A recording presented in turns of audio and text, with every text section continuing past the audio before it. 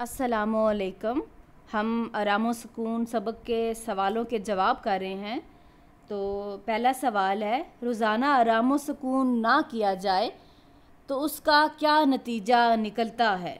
जवाब, हर रोज़ थोड़ा थोड़ा वक्त आराम व सुकून के लिए ना निकाला जाए और रोज़ाना आराम व सुकून ना किया जाए तो इंसान बीमार हो जाता है।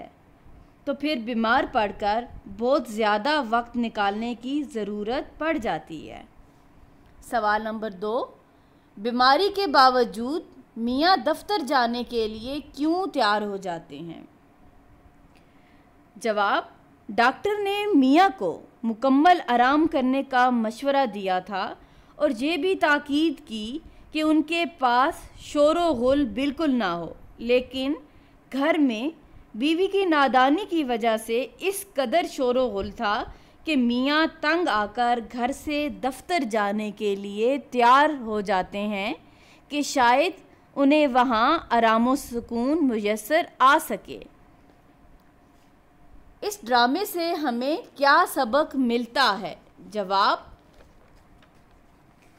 इस ड्रामे से एक तो ये अखलाकी सबक मिलता है कि हमें घर में और अपने आस पड़ोस में बीमार आदमी के आराम व सुकून का ख्याल रखना चाहिए। दूसरा सबक ये है कि रोज़ाना थोड़ा थोड़ा आराम व सुकून कर लेने से इंसान बीमार होने से बच जाता है।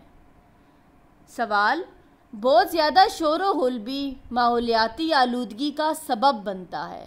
शोर की आलूदगी से सेहत पर क्या असर पड़ता है? जवाब, माहौल की आलूदगी का एक सबब शोर भी है। माहिरीन नफ्सियात के मुताबिक जहाँ शोर बर्दाश्त की हद से बाहर हो जाए वहाँ एसाबी तनाव, चिड़चिड़ापन, बहरापन पैदा हो जाता है। सवाल, सेहतमंद रहने के लिए क्या बातें ज़रूरी हैं? जवाब, सेहतमंद रहने के लिए मुदरजा झैल बातों का ख्याल रखना ज़रूरी है। नंबर 1, मुतवाज़िन ग़िज़ा खानी चाहिए। नंबर 2, क़ुव्वते बर्दाश्त के मुताबिक काम किया जाए। नंबर 3, वक्त पर सोएं और वक्त पर जागें। नंबर 4, माहौल को साफ़ और शोर की आलूदगी से पाक रखें। नंबर 5, खामोशी एसाब को ताकत देती है। सवाल, हमसाये की कौन सी हरकत से मियाँ के आराम में खलल पड़ रहा था? जवाब, हमसाये के घर से हारमोनियम पर बेसुरे गाने बजाने की आवाज़ें आ रही थी, जिससे मियाँ इशफाक के आराम में खलल पड़ रहा था।